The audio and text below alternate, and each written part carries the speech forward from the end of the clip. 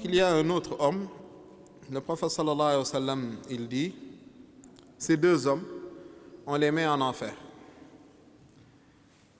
Et on les sort. Le Seigneur leur dit, retournez tous les deux en enfer. Le premier, dès qu'on lui a dit, allez, retourne en enfer, il a sauté avec rapidité. Et le second, il s'est mis à dire, Seigneur, pardonne-moi, je te le jure que je ne vais plus le refaire. Et vous connaissez la musique. Wallah al-azim, je ne vais plus le faire. Wallah. Après, Allah, il dit, bon, ressortez l'autre. On le ressort. Il dit à l'autre, mais toi, pourquoi on dit, allez en enfer, tu sautes direct, alors que le premier, lui, il a refusé de partir. Il a dit, parce que moi, ce qui m'a valu l'enfer, c'est ne pas me soumettre à tes ordres. Je ne vais plus refaire la faute une deuxième fois. Il dit, c'est ce qui t'a ramené au paradis. Rentre, il rentre au paradis. Et le deuxième, et toi, pourquoi tu ne fais pas comme lui? Il dit, Seigneur, mon seul problème, c'était de me poser la question, est-ce que je pourrais ressortir de l'enfer et me représenter devant toi? Parce que je suis convaincu que par ta miséricorde, si j'étais en face de toi, tu me ramèneras au paradis. Allah lui dit, rentre au paradis. Ta foi t'a aidé. Donc, Allah, il est miséricordieux. Mais est-ce qu'Allah a créé les gens pour les mettre en enfer? Yuridu Allahu bikumul yusr. Wala yuridu bikumul usr. Et ça, le prophète sallallahu alayhi wa sallam l'a compris. Ainsi, il n'a jamais éduqué ses compagnons dans la haine. Il n'a jamais éduqué ses compagnons dans l'envie de voir l'autre avoir un pied par terre. Il n'a jamais éduqué ses compagnons à souhaiter le malheur à l'autre. Il les a éduqués en leur disant ce que Allah leur a dit, كَذَلِكَ كُنْتُم مِّن قَبْلِ فَمَنَّ اللَّهُ عَلَيْكُمْ. Si l'autre est égaré et toi tu es bien guidé selon toi, sache qu'auparavant tu étais dans l'égarement. Donc, fatabayyanu. Ça c'est très important de le comprendre. C'est de refuser d'avoir cette posture de ministre de l'enfer. Mais on lui dit lui, ça c'est très important. Et le prophète a dit, je ne pourrais être content si quelqu'un parmi les gens de ma communauté se retrouve en enfer. Et toi tu viens, tu dis, Inch'Allah vous serez tous en enfer. Et un homme me dit, dans Bukhari, le prophète a dit, sur 1000 personnes, 999 partiront en enfer. C'est vrai. Mais continue le hadith de Bukhari si tu le connais bien. Parce que Internet, ça te donne que des bouts de hadith. Continue-le. Quand le prophète a dit ce hadith, comme il est venu dans Bukhari, les compagnons étaient démoralisés. Le prophète sallallahu alayhi wa sallam leur dit, ne soyez pas démoralisés. C'est 999 parmi Ya'juj, Ma'juj et une, c'est-à-dire vous. Et le prophète sallallahu alayhi wa sallam dit, j'ai espoir que vous soyez 1/5 des habitants du paradis. Et quelques instants après, il dit, vous serez même le tiers des habitants du paradis. Et quelques instants après, il dit, en fait, les habitants du paradis ont 114 rangs. Et vous serez les 2/3 des habitants du paradis. Et des gens viennent nous dire, la communauté du prophète, on est tous des associateurs, on part tous en enfer. On vit tous dans la bid'a, tous en enfer. Et le prophète dit, vous, ma communauté, vous serez les 2/3 du paradis.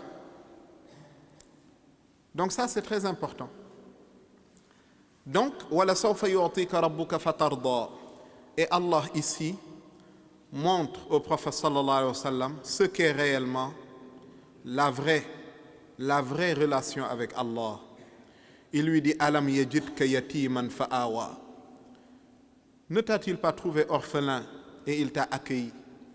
L'orphelin ici ne signifie pas l'orphelin qui n'a pas de père, tout simplement. Non, car le prophète Allah ne l'a pas accueilli tel on accueille un orphelin. Non, mais l'orphelin c'est celui à qui il manque un lien essentiel qu'il devait ressentir, la paternité, la miséricorde paternelle ou maternelle. Allah subhanahu wa ta'ala, il dit, je t'ai trouvé humain comme tout le monde, ressentant le besoin d'être aimé et d'être écouté comme tout le monde. Et je t'ai accueilli vers moi, tu ne fais pas partie de ceux qui se préoccupent de ce que l'autre pense. Alam yajidka yatiman fa'awa. Oui, c'est pour ça que les gens l'aiment ou ne l'aiment pas, le prophète sallallahu alayhi wa sallam reste celui qu'il est. Allah dit wa wajadaka dallan fahada. C'est pas qu'il t'a trouvé égaré. Le prophète n'a jamais été égaré. Subhanallah. S'il était égaré, qui est guidé? Mais wa wajadaka dallan, il t'a trouvé amoureux, désireux, tu aimais Allah, tu vivais dans l'amour d'Allah. Fahada, il t'a guidé vers la voie qui mène à Allah, par ton amour. Pourquoi? Parce que le prophète sallallahu alayhi wa sallam, tellement il était dans cet amour que Sayyida Khadija radiyallahu anha dit, il restait des mois dans les montagnes, on ne le voyait pas. Des montagnes aujourd'hui, on ne peut pas se retrouver là-bas, tellement ça fait peur. Il est resté des mois. Par amour, Fahada, il t'a guidé vers lui. Quelqu'un va me dire, subhanallah, depuis quand Dallan signifie être amoureux? Subhanallah, Allah il a dit, c'est Dal, c'est Dal. Toi qui dis ça, tu es Dal. Mais le prophète n'est pas ce Dal. Pourquoi? Il faut apprendre le Coran et il faut apprendre la littérature arabe. Avant d'apprendre le Coran mot à mot, il faut apprendre l'arabe d'abord. Les Arabes, l'amour passionnel, ils l'appellent al-hawa. Ils l'appellent aussi ad-dalal. Dalal, c'est l'amour passionnel chez les Arabes.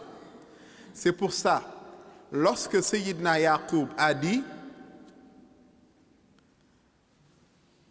Inni la ajidu riha Youssouf, je sens l'odeur de Youssouf. Ses enfants lui ont dit Tallahi, innaka lafi dalalika al-qadim. Tallahi, par Allah, tu es toujours dans ton amour ancien pour Youssouf. Tallahi, par Allah, innaka, tu es certes lafi dalalik, dans ton amour al-qadim, ancien pour Youssouf. Tu ne peux l'oublier jusqu'à te dire que tu sens son odeur, jusqu'à ce qu'il est venu. Donc ici, ils n'ont pas dit tu es dans ton égarement ancien, non. Tu es dans ton amour ancien, toujours. Tu n'as pas oublié ton ancien amour. Ce verset-là, les mufassirin sont d'accord que ce n'est pas l'égarement. Mais comme que l'amour passionnel rend fou, eh bien, c'est pour ça que les Arabes l'appelaient Ad-Dalal. Tallahi, innaka lafi dalalika al-qadim. Donc le prophète, wa wajadaka dallan fahada. Wa wajadaka ailan. Allah t'a trouvé pauvre, c'est-à-dire démuni, et il t'a enrichi. Pourtant, le prophète n'était pas riche, donc ce n'était pas une richesse matérielle. Enrichi de toutes les ma'arif, de toutes les connaissances, de toutes les maqamat. قد فقت يا طه جميع الأنبياء طرا فسبحان الذي نباك. Il a atteint tous les maqamat, au-dessus de tout le monde. Et il dit Adam faman dunahu yawm al-qiyamati tahta liwa'i. Adam et tous ceux qui viennent après lui, le jour de la résurrection, seront sous ma bannière. Voilà la richesse qu'Allah lui a donnée. Subhanallah.